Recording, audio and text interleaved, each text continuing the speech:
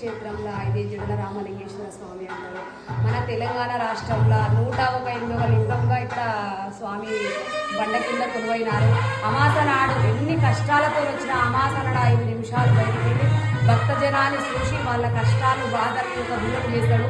ఈ శ్రావణ మాసంలో ఈ లింగాన్ని దర్శనం చేసుకుంటే 108 లింగాల దర్శనం చేసుకున్నట్టే జ్యోతిలింగం కిందికి వస్తుంది. ఈ చెరువుగట్టు క్షేత్రం నేను గత 15 సంవత్సరాల నుంచి రావడం జరుగుతున్నది. ఎంతో చాలా మంది భక్తులను తీసుకొచ్చాను. ఎవరైతే తీసుకొస్తానో అందరికీ మంచిగా నయమవుతుంది. ఎక్కడ గుట్ట చుట్టూ ఈగలాగా వండుకుంటాం, ఎవ్వరికి ఎలాంటి హాని జరగదు.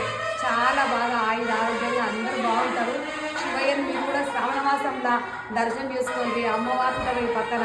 అమ్మవారికి ఇక్కడ బోనం పెడితే 18 శక్తి పీఠాలలో ఆదిశక్తి రేణుకాయలమ్మ ఇక్కడ చెరువు కురవై ఉంటుంది. అమ్మకి బోనం పెడితే ఆరోగ్యం ఉంటుంది. చల్లగా చూసుకుంటాడు శివయ్య. ఓం నమః శివాయ.